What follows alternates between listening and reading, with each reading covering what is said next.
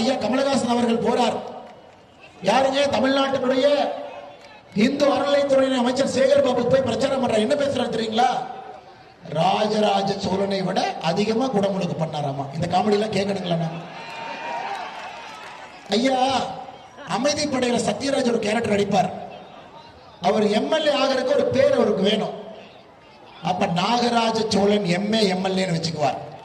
அப்ப சோழர பரம்பரையில் ஒரு எம்எல்ஏ அப்படின்னு அவரே பேரை வச்சுக்கிட்டு அமைதிப்படையில சத்யராஜ் வருவார்.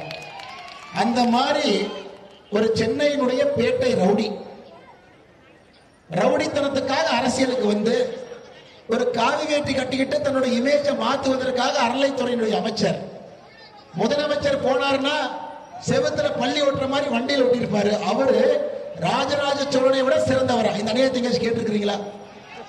ஐயா கமலஹாசன் அவர்களே, வாங்கின காசுக்கு அளவா கூவுங்க. வாங்கின காசுக்கு அவன் எவ்வளவு பாக்கெட்ல வச்சுட்டான். ஒரு ராஜ்யசபா சீட்டு கொடுத்தான், எலெக்ஷன் பிரச்சார செலவுக்கு ஒரு நோட்டை வச்சான், அதுக்கு மட்டும் கூவுனா போகுது. எதுக்கு ஓவரா ராஜராஜ சோழன்?